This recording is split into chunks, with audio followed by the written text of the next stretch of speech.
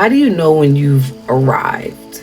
Like you've made it to a place where you feel good within yourself. It's not about you arriving, meaning like, I made it, I'm lit, I don't have nothing more to grow in life, I don't need to learn anything more. No, because you're always going to be learning. You're going to be learning until the day you take your last breath. For me, when I ask myself, or anyone else for that matter, how do you know when you've arrived to that place that you feel like I'm locked in? Meaning what I'm working towards, what I desire is right on my radar. It's right here. I'm locked in. I'm on that path. Nothing has my attention but this. How do you know when you get there? What happens in you that lets you know, like, ding ding ding, it's this is it. This is it. Right? That great job, that right dude, that right chick, all of those moments in our life, we're always like, a lot of times we think that we got that right dude or that right chick because they might be doing something right at the moment that we need or we yearn for. So we just associate that because we're getting what we want, that we've arrived.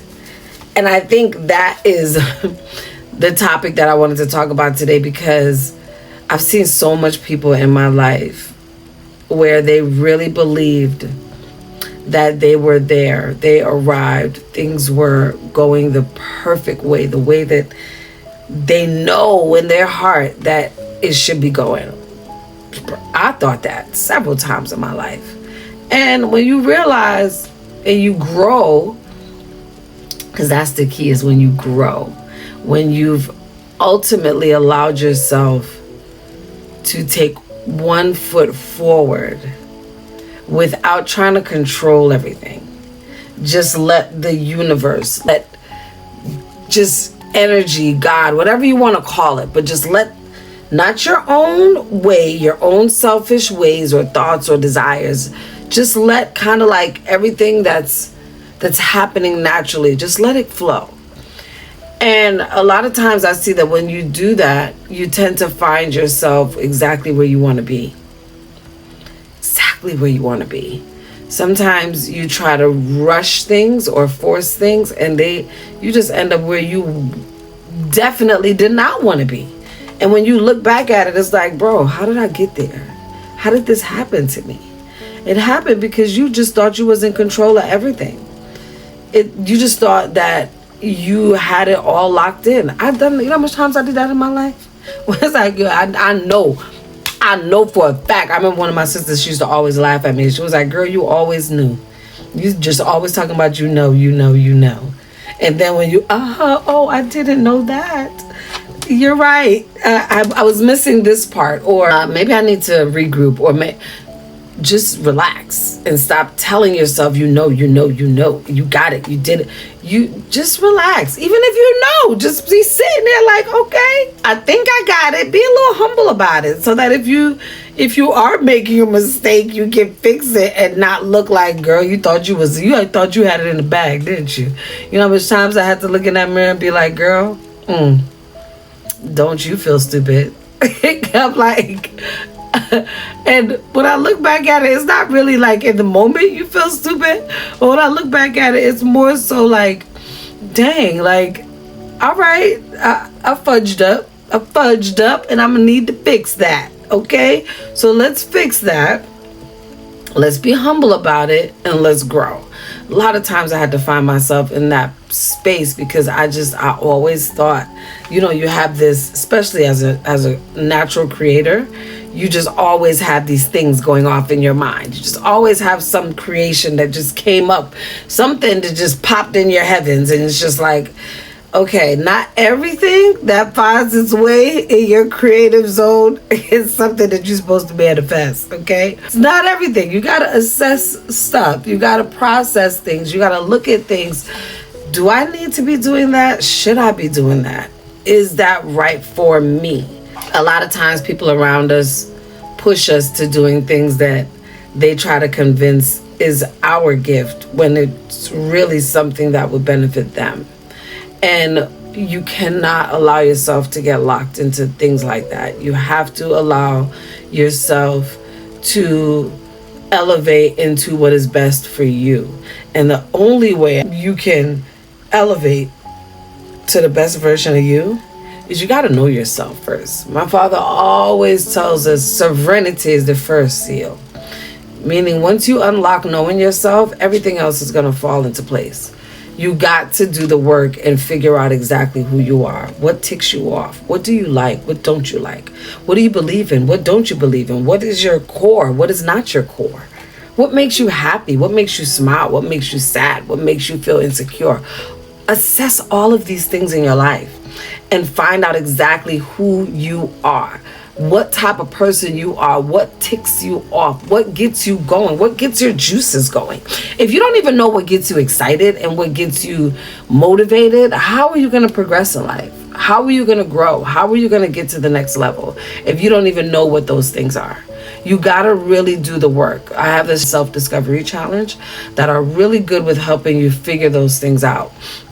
It helps you take the time to just really analyze what gifts you have, what gifts you feel like you can turn into something, what gifts you have that most people also see in you. Because that's another thing. Sometimes you think you got some gifts just because you could do that little trick. That's a gift? No, boo-boo. That's a talent. Like I can sing, I can dance, I can do some other things, right? Those are talents. Those are not gifts, right? They can't, you can look at it like it's a gift, right? Because yeah, you gifted, girl, you did that, you could do that. Or he's gifted, he's blessed, right? Those are, I would call those gifted talents. Let's say that. When you have a true gift that allows you to operate a certain way, right? Because everything is gifts and everything is talents. But when you are gifted and talented in a way that allows you to show up and inspire, it allows you to show up and motivate, it allows you to show up and infect another soul to figure out what their gift is. That is a true gift that allows you to show up and allows you to operate in your purpose, right? Because like I said, you can have a gifted talent, but it doesn't help you operate in your purpose, right? I don't know how many of you have seen the movie Lucy, but I love watching that movie because within that movie, Morgan Freeman says, our ultimate purpose in life is to be able to share our wisdom and our experiences. Because when you are able to share, it will become an inspiration and a motivation to others. The number one book in the world, everyone calls it the good book, the Bible. It's a bunch of stories of our ancient men and women, of their journeys in life, their accomplishments, their achievements, the things that they overcame, the temptations, that all of it's their life's journey and their wisdom and knowledge that they shared. So if that is actually the ultimate book that we are all supposed to be abiding by, how do we not find our core, get to our true sovereignty so that we can elevate in life and triumph in life and share our wisdom and knowledge, right? That's what I feel like we're ultimately all here to do.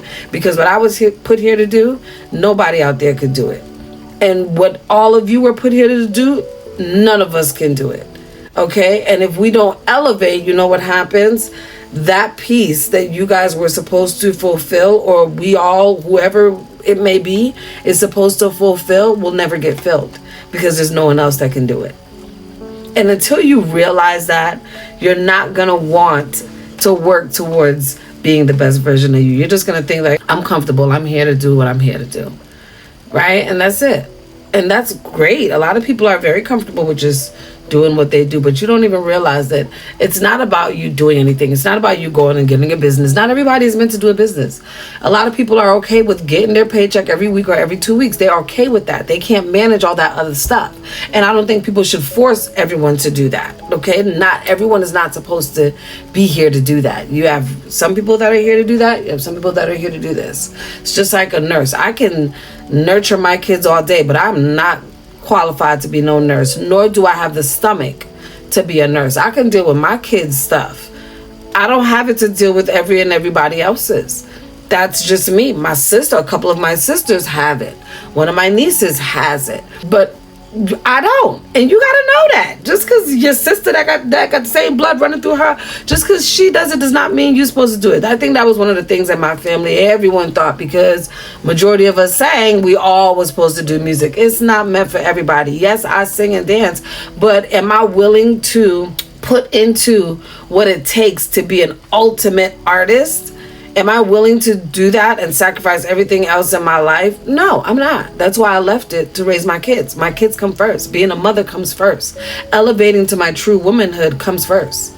And that's why those other things are more just things that I do, right? They're a part of how I deliver my gift. They're a part of how I deliver my purpose. Because my gift is to live a life and infect people, right? Encourage people, motivate people, inspire people through all the tribulations that I've been through all the struggles that I've been through. Instead of me keeping it to myself and saying, thank God I made it, and share so that others that are going through it can figure out how they can make it. Because when you're in it, you don't know that you can make it. You don't believe that you can make it. But if you see someone around that can help inspire you and motivate you, you better believe that it'll push you to make it.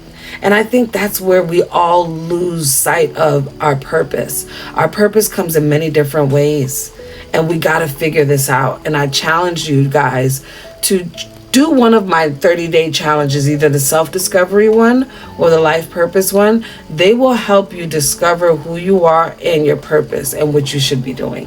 What do you like to do? How do you like to impact people? Do you even like to be around people? Are you an introvert or an extrovert? Which one is it?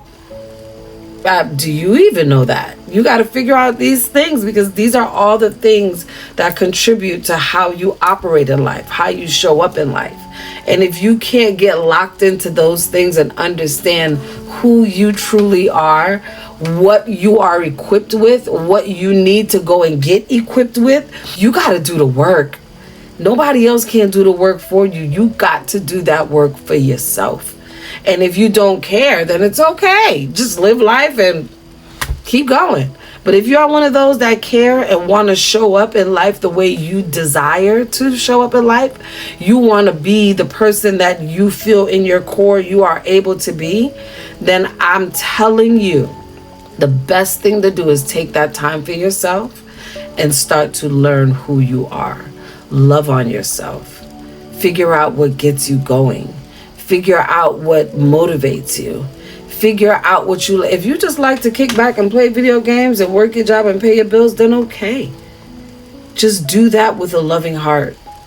Don't be on the video games cursing people out, talking junk, because a lot of y'all be out there doing some crazy stuff. Got me wanting to get on the game when I hear my son playing. Just play it and have fun.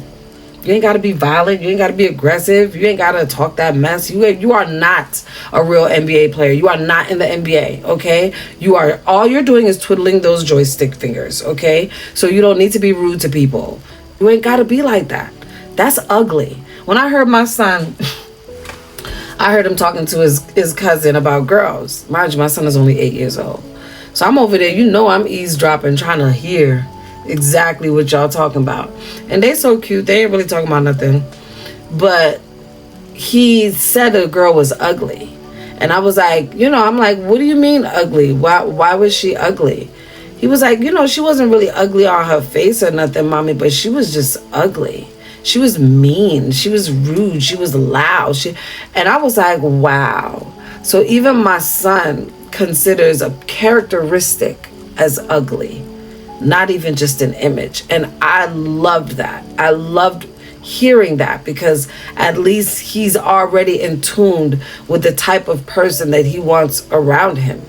The type of behavior that he likes to be around. And that to me is a great characteristic in someone that young. And all you got to do is build on that. And that's what a lot of us sometimes, we're so consumed with life that we don't observe those things. We don't really look at those things in that deep of an eye. We look at it very surface level. And I think the more we start to dig a little deeper in certain things, we'll really, really be able to understand who we are and our purpose. So I challenge everyone today to start to do the work. Do the work and figure out what is in your core. Do the work and figure out what gets you going. Do the work and figure out what is your true purpose.